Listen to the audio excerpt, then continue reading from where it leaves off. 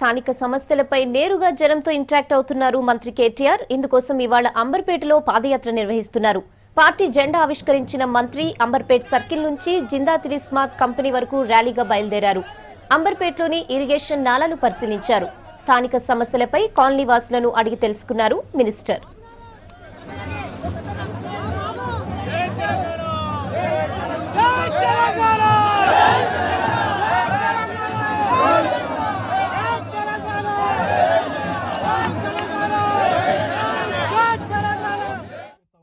పైసలు అడిగేది లేదు, పైసలు ఇచ్చేది లేదు. 120 గజాల కంటే తక్కువ ఉంటే ఉచితంగానే ప్రభుత్వం మీకు చేసిస్తున్నది తప్ప ఎక్కడ కూడా ఒక్క పైసా కూడా ఎవరికి ఇచ్చే అక్కడ కూడా లేదు. తప్పకుండా చేపిస్తాను. ఇట్లా చేయి ఊపిరింది అప్పుడే చేపిస్తా అని చెప్తున్నా. నీ గురించే నేను వలాయించి నీ పేరు తీసుకొని చెప్తా. మళ్ళీ నువ్వే ఇట్లా అంటే ఎట్లా గుంజితే ఇయ్యొద్దనే చెప్తున్నా. నేను తెలంగాణ ప్రభుత్వం వచ్చినాక ఈ లంచాల దందా బంద్ అయింది, ఇచ్చే అక్కర్లేదు. రెండో మాట కూడా నేను చెప్తా ఉన్నా మీకు. చెప్తా ఉన్నా నేను. నోటరీ స్థలాలు ఉన్నాయి ఇక్కడ, కొద్దిగా ఇబ్బంది ఉన్నది, మాకు పట్టాలు లేవు, మాకు కారట్లు లేవు అని చెప్పి కూడా కొంతమంది చెప్పాను. నోటరీల విషయంలో మీ అందరికి ఎరికే. నోటరీ అన్నప్పుడు సహజంగానే 1-2 మరి కొంత ఇబ్బందులు ఉంటాయి. దానికి కూడా ఇప్పటికే మన ఉప ముఖ్యమంత్రి మహమూద్ అలీ గారు, ఆయన రెవెన్యూ మంత్రి, వారి ఆధ్వర్యంలో హైదరాబాద్ లో కొన్ని చోట్ల ఈ నోటరైజ్డ్ స్థలాలు ఏవైతే ఉన్నాయో వాటి విషయంలో కూడా ప్రయోగాత్మకంగా మొదలు 1-2 దగ్గర తీసుకుంటాం. అందులో అవసరమైతే మన దగ్గరనే తీసుకోమని చెప్పి కూడా నేను వారికి విజ్ఞప్తి చేస్తా. తప్పకుండా ఈ నోటరీ స్థలాలున్న సోదరులు ఎవరైతే ఉన్నారో మీరు కూడా భయపడద్దు. ఎందుకంటే చాలా మంది మన తెలంగాణలో రిజిస్ట్రేషన్ లేకుండా నోటి మాట మీదుగా, చేతి మాటల మీదుగా నోటరీలు కూడా చేసుకునే వాళ్ళు చాలా మంది ఉంటారు. మాకు ఎరికే, మాకు తెలియక కాదు. తప్పకుండా మీకు కూడా న్యాయం చేసే ప్రయత్నం చేస్తాం తప్ప మీకు అన్యాయం చేయం. దాంతో పాటు ఇంకొక విషయం కూడా మళ్ళొక్కసారి నేను విజ్ఞప్తి చేస్తున్నాను. ఇక్కడికి వచ్చిన పెద్దలు చాలా మంది, మా అక్క చెల్లెలు ముఖ్యంగా, మీరందరికీ చాలా నమ్మకం ఉంది కేసీఆర్ గారి మీద. పెన్షన్లు ఇస్తున్నాడు, రోడ్లు బాగు చేస్తున్నాడు, కరెంటు బాగా చేస్తున్నారు, మంచినీళ్లు బాగా చేస్తున్నారు, పేదవాళ్లకు ఉచితంగా పట్టాలు ఇస్తున్నారు, మా ఆటో అన్నలకు కూడా ఉచిత బీమా ఇస్తున్నాడు, మా కళ్యాణ లక్ష్మి, ఆరోగ్య లక్ష్మి లాంటి కార్యక్రమాలు పెడుతున్నాడు. ఇంకా చాలా కార్యక్రమాలు కేవలం 16-17 నెలలనే గిన్ని చేసిండు. మాకు ఇండ్లు కూడా ఇస్తాడు కేసీఆర్ సార్ అనే నమ్మకం మీకున్నదని నాకు తెలుసు. నేను మీ అందరికీ ఇంకొక మాట కూడా చెప్పాలి. ముఖ్యంగా నేను వచ్చేటప్పుడు కొన్ని బస్తీలలో అడిగిన, ఇక్కడ అక్క మీరు కడుతున్నారా ఈ కరెంటు బిల్లు, వాటర్ బిల్లు అంటే కొంతమంది చెప్పారు అవునమ్మా మాకు బాగా వస్తున్నాయని చెప్పాను. మీ అందరి కోసమే, ముఖ్యంగా పేదవాళ్ళ కోసమే ఈ రోజు ప్రభుత్వం ఒక నిర్ణయం కూడా తీసుకున్నది. దగ్గర 600 కోట్ల రూపాయలు ఎవరైతే పేదవాళ్ళ బస్తీల్లో కరెంటు ఛార్జీలు కానీ మరి వాటర్ ఛార్జీలు కానీ కట్టకుండా బకాయిలు ఉన్నాయో వాటన్నిటిని కూడా కేసీఆర్ గారు మాఫీ చేయడం జరిగిందని చెప్పి కూడా మీకు ఈ సందర్భంగా తెలియజేస్తా ఉన్నా. అంటే పేదవాళ్ళ కష్టాలు తెలిసిన ముఖ్యమంత్రి కాబట్టి మీకు ఎంతో కొంత సాయం చేసే ప్రయత్నమే చేస్తా ఉన్నాం తప్ప వేరే ఉద్దేశం కాదు. ఇండ్ల కోసం ముఖ్యంగా వచ్చిన మా అక్క చెల్లెలు ఎవరైతే ఉన్నారో మీరు దయచేసి తొందర పడకండి. ఒకళ్ళ తర్వాత ఒకళ్ళకు వస్తుంది, ఖచ్చితంగా వస్తుంది. మీరు ఏ నాయకుని చుట్టూ తిరిగే అక్కర మీకు లేదు, ఎవ్వల చుట్టూ తిరిగే అక్కర లేదు. అధికారులే మీ దగ్గరకు వస్తారు. ఇట్లా కాకుండా పార్టీ పరంగా కాకుండా అధికారికంగా ప్రోగ్రాం పెడతాము. పెట్టి తప్పకుండా ఒకళ్ళ తర్వాత ఒకళ్ళకు అందరికీ కూడా మీకు తప్పకుండా ఇండ్లు ఇచ్చే బాధ్యత మాది. కానీ ఇంతకుముందు నేను చెప్పినట్టు అన్ని పార్టీల వాళ్ళు వస్తారు.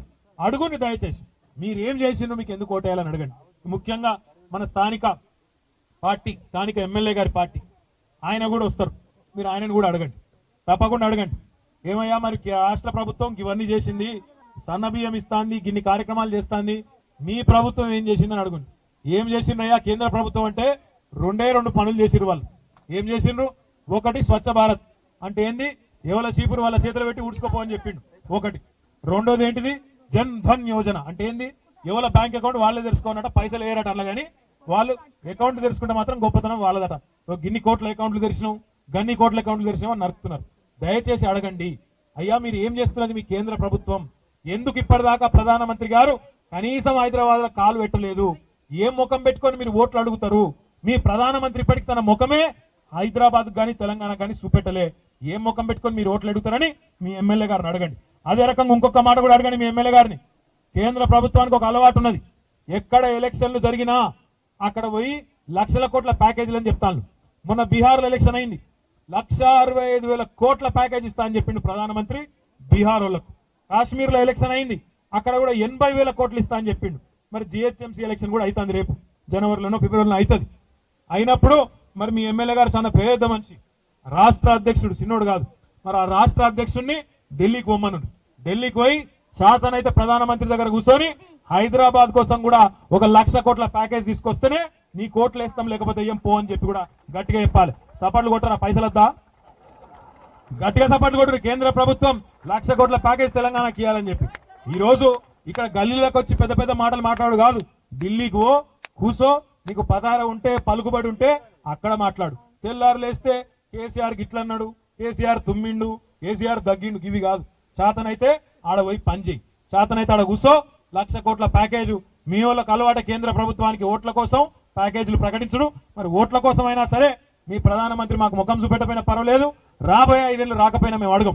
కానీ 1,00,000 కోట్ల ప్యాకేజ్ తెలంగాణ కూడా తీసుకొని రా దమ్ముంటే అని చెప్పి కూడా ఈ నాయకుని కూడా చెప్తూ, తప్పకుండా మీ ఎమ్మెల్యే కలిసి వచ్చినా కలిసి రాకపోయినా, ఆయన గల్లీలు తిరిగినా తిరగకపోయినా, ఆయన అడిగినా అడగకపోయినా ఈ అంబర్పేట నియోజకవర్గాన్ని కూడా బ్రహ్మాండంగా అభివృద్ధి చేసే బాధ్యత తెలంగాణ ప్రభుత్వాన్ని, కేసీఆర్ గారిది. ముఖ్యంగా పేదవాళ్ళ కండగా నిలబడే బాధ్యత కూడా మేము తీసుకుంటామని చెప్పి కూడా తెలియజేస్తూ, ఇక్కడ కొంతమంది అధికారులు కూడా ఇందాక నాతో వచ్చిండ్రు.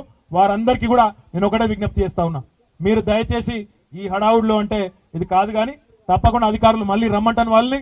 ముఖ్యంగా ఈ చెల్లె ఆ రేఖ కానీ ఇంకా ఇతరులు కానీ ఏదైతే చెప్పినరో, మేము 125 గజాల కంటే తక్కువ ఉన్న వాళ్ళం, జీవో 58లో మాకు ఉచితంగా రిజిస్ట్రేషన్ చేయలేదని ఎవరైతే చెప్పినరో వాళ్ళందరి వివరాలు కూడా తప్పకుండా నేను తీసుకొని అది కూడా చేపట్టే బాధ్యత కూడా నాది అని చెప్పి కూడా మీ అందరికి కూడా తెలియజేస్తూ, అధికారులు ఎవరైనా ఉంటే ఇప్పుడే చెప్తాను, లేని పక్షంలో తప్పకుండా తన వివరాలు తీసుకొని చెప్పే బాధ్యత కూడా నాదని చెప్పి కూడా మీకు తెలియజేస్తూ, మళ్ళొకసారి ఈ కార్యక్రమానికి పెద్ద ఎత్తున వచ్చిన మా అక్క చెల్లెళ్లకు, అన్నదమ్ములందరికీ పేరు పేరున ధన్యవాదాలు తెలియజేస్తూ, నేను షాలు దండలు కప్పుకొని నన్ను పరిచయం చేయకావు తెలియజేస్తూ, మరి మీ అందరికి కూడా హృదయపూర్వకంగా ధన్యవాదాలు తెలియజేస్తూ, జై తెలంగాణ.